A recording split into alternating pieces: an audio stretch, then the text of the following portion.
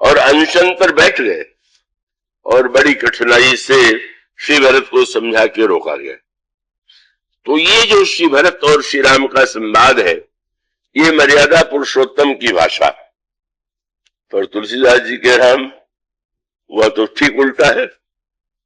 श्री भरत और श्री राम, श्री भरत आए हुए गोस्वामी जी को भगवान राम जितने प्रिय हैं उतने ही वो महानतम प्रिय उनको भरत।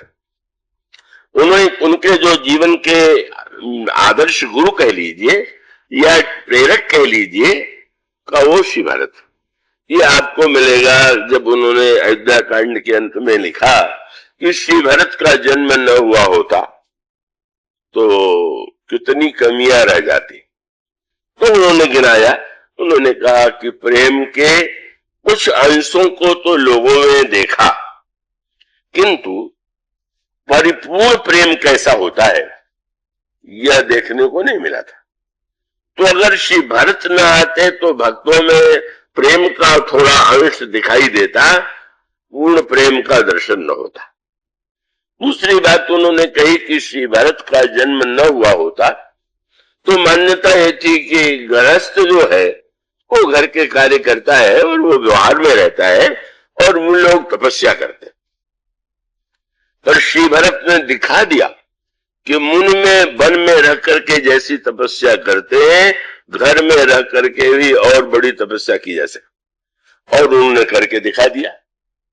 फिर उनका तीसरी बात यह है कि अपने लिए महान तो अनेक व्यक्ति हो सकते हैं, किंतु दूसरों के जीवन की दीनता को, दरिद्रता को, कष्ट को कोई दूर कर दे वह तो श्री भरत है। इसलिए अगर उनका जन्म न होता तो लोक कल्याण कैसे होता।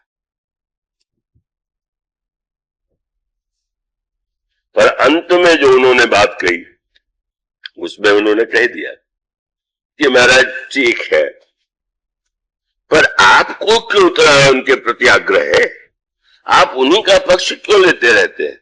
उन्होंने स्पष्ट कह दिया कि त्रेता युग के लोगों की तो हानि जो तो थी, पर इस कठिन कलयुग में और मुझ जैसा दुष्ट व्यक्ति भी अगर श्री राम की शरण में जा सका तो भरत के द्वारा ही जा सका। वो छंद आपने सुना और पढ़ा होगा, अवश्य पढ़िए। आप तो रामायण पाठ का नियम ले लीजिए, कुछ न कुछ नित्य रामायण पढ़ेंगे तो आपको इतने आनंद की अनुभूति होगी, लौकिक कामनाओं की पूर्ति नहीं परमार्थ तत्व का भी आपको बोध होगा। वो छंद है, श्री राम प्रेम पीयूष पूरण हो तो जन्म न भरत को, मुनि मन अगम यम नियम सम दम विषम व्रत आचरित को, और दुख दाह दारिद्र दंभ दूषण स्यस मिस अपहर्त को। और अंत में बोले कलिकाल तुलसी से सठनी हठी राम सन्मुख कर तू। अगर भरत न होते तो इस कठिन कलिकाल में मुझ जैसे दुष्ट को हठ पूर्वक भगवान के सामने कौन ले जाता। बड़ा शब्द में बल है कलिकाल, लेकिन गोस्वामी जी थोड़ा पकड़े गए कि देखा आप कह तो रहे कि बार बार श्री राम तो दीन दयाल है, तो क्या हुआ। तो क्या सुंदर शब्द गोस्वामी जी का है, और इसकी व्याख्या आपको दूसरे प्रसंग में मिलेगी कि अगर भगवान दीन दयाल है तो भी कोई डरने की आवश्यकता है। तो गोस्वामी जी दो बात कहते हैं कि भगवान दीन दयाल तो है, पर मैं तो दीन नाथ दीन दयाल है, मैं गही न गरीबी।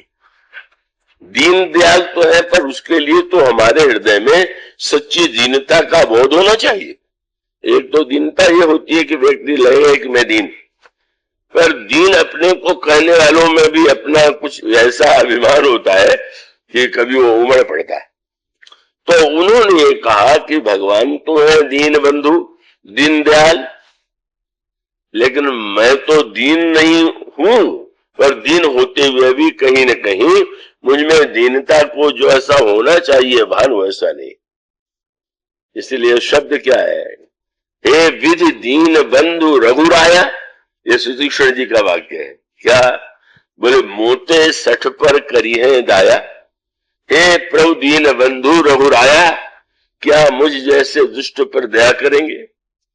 किसी ने कहा एक और दीन बंधु कह रहे हैं और दूसरी ओर आपको संदेह है, तो उनका दीन बंधु तो तब हूं ना मैं जब दीन हूं, वो 60 बंधु तो है नहीं, और मैं तो 60 हूं, तो मैं तो उसका भी अधिकारी नहीं हूं।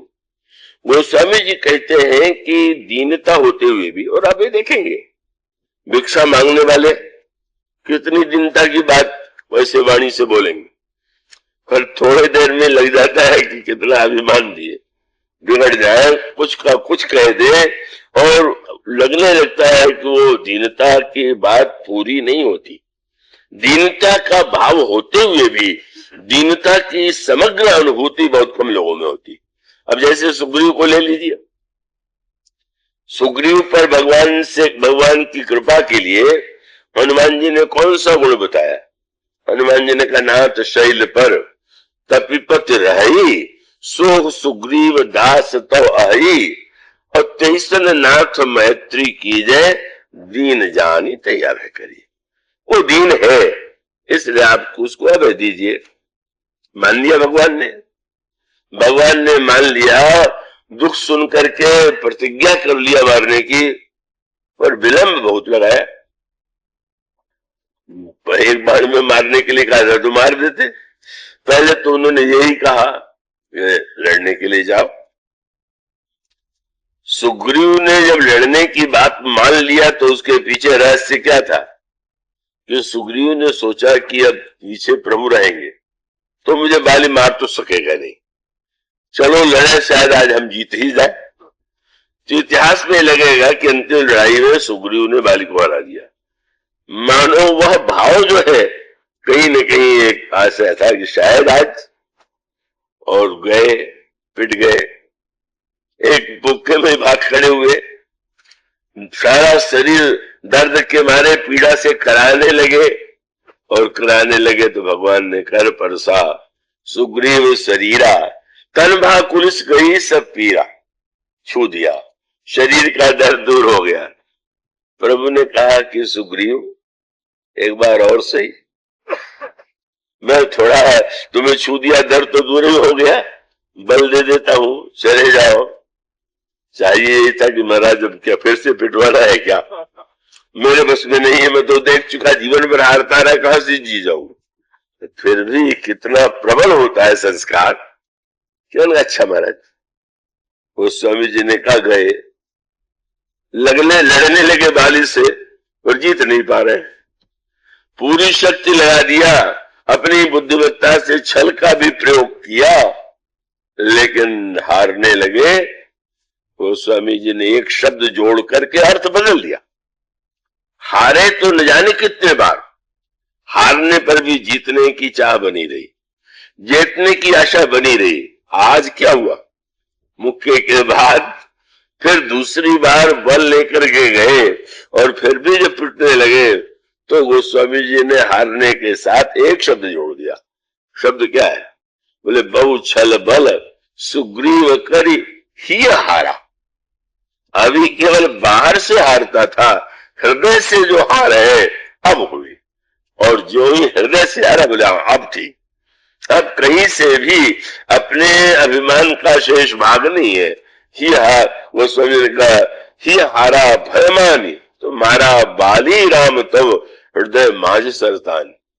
ये दीन का दीन शब्द सुनने में बड़ा सरल है, पर दीन सचमुच अपने को दीन अनुभव करने वाला कितने व्यक्ति हो सकते, बड़ा कठिन है।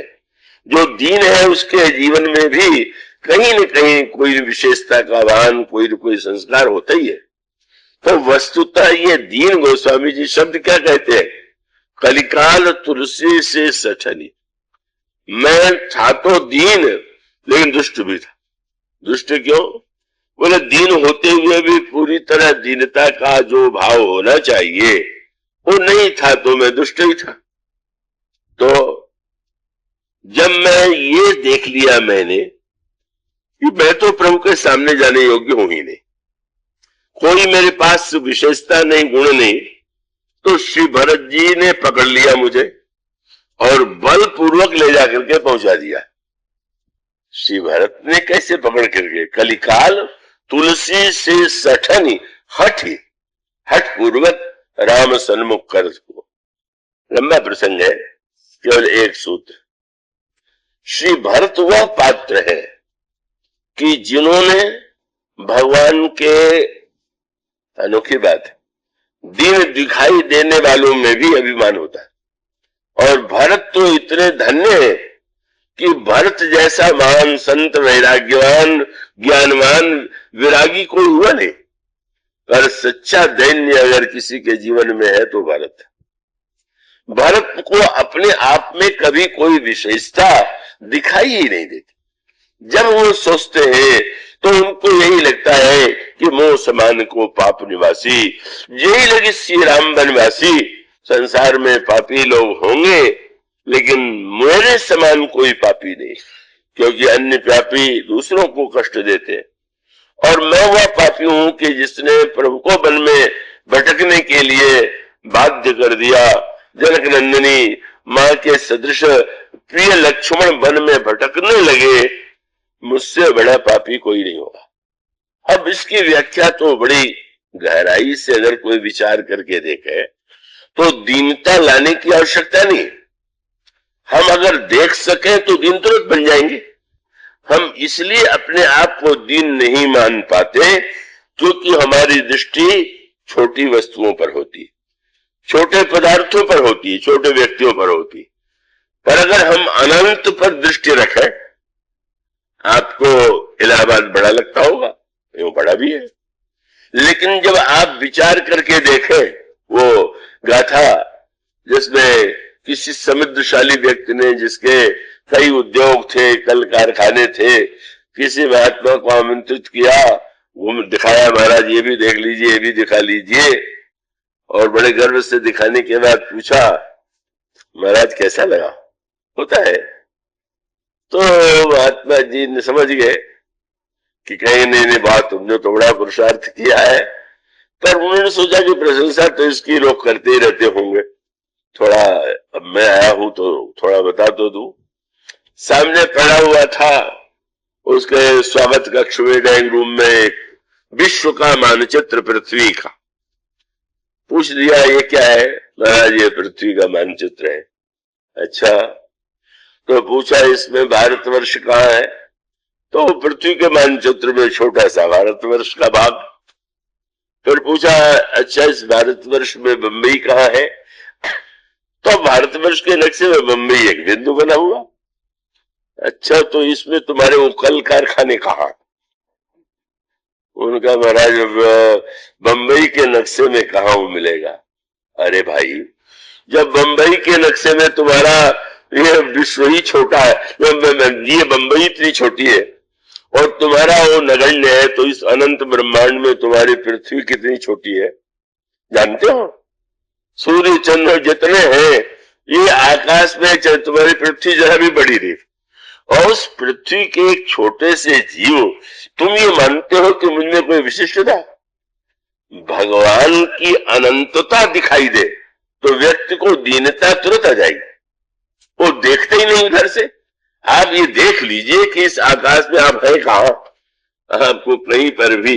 इसीलिए वर्णन वह आता है कि जब बलि और बामन का संवाद हुआ, बलि नन्हे से, बामन नन्हे से, बलि बड़ा विशाल। बलि ने कहा बामन ब्रह्मचारी जो मांगना हो मांग लो, भाई 3 पग भूमि दे दो। अरे हंसी आ गई, मुझ जैसे बड़े व्यक्ति के पास आकर के 3 पग मांगना ये तो उसका अनादर है। हंस करके कहने लगे भाई मैं तो संतोषी ब्राह्मण हूं, इतने ही बहुत है। और अच्छा तो महाराज नाप लीजिए। और जब नापने लगे इतने बड़े हो गए, कितना सुलक्षण संकेत। भिखारी को हम छोटा समझते हैं पर उसके नापिए कितना बड़ा हो सकता है। रामायण में आता है प्रताप बान ने जिस राजा का राज्य छीन लिया था वो बेचारा वन में छिपा रहता था मुनि बन करके, और जब कपट मुनि के रूप में प्रताप भानु एक दिन पहुंच गए, पहचान नहीं पाए, तो उसने पूछा राजा से, राजा कुछ चाहते हो? तो राजा ने जब अपनी मांग सुनाई तो लगा उसको कि मुझसे बड़ा भिखारी तो ये, मुझे तो केवल अपने राज्य की चिंता है, ये तो बड़ी लंबी योजना बनाए हुए, जरा मरण दुख रहित तनु समर जितय जनिक हो, एक छत्र रिपुवीर मई राज कल्पशत हो। मानो भगवान ने बताया क्षुद्र मत मानो, और भगवान जब बड़े बढ़ाने लगे तो बड़ी मीठी बात आती। गंगा जी का जो दिव्य उद्भव हुआ उसी दिन हुआ। भगवान का चरण जब ब्रह्मलोक में पहुंचा तो ब्रह्मा तुरंत कमंडल लेकर के भगवान का चरण नख धो लेते हैं और वही कमंडल में गंगा आ गई। इसके अर्थ पर आपने ध्यान दिया? ब्रह्मा से पूछा गया कि भगवान के चरण का तो दर्शन आपने बहुत बार किया होगा, आज आप चरण क्यों धो रहे? उन्होंने कहा आज भगवान जब इतने बड़े रूप में अपने को दिखा रहे तो मैं समझ गया कि भगवान हमारे अहम की क्षुद्रता सिद्ध करना चाहते। मैं समझता था कितना बड़ा संसार मैंने बनाया, और भगवान ने दिखा दिया कि क्या बनाया है, दो पग भी तो नहीं बनाया। इसलिए आज गंगा का उदय हो गया। अगर ईश्वर की अनंत महिमा, अनंत ऐश्वर्य, अनंत गुण पर दृष्टि जाए तो कौन ऐसा है कि जो दीन नहीं रहेगा, दीनता नहीं आ जाएगी। लेकिन व्यक्ति जो है किसी को सामने रख करके अपने को बड़ा माने बैठा है। श्री भरत जब दीन हो, श्री भरत जब ये कहे कि मैं पापी हूं, और कोई कहे मैं पुण्यात्मा हूं, मैं भक्त हूं, मैं योगी हूं, मैं ये हूं वो हूं, तो ये बधाई है। गोस्वामी जी ने यही कहा कि आप इतनी बात दया की क्यों करते हैं? क्या और कोई उपाय नहीं है?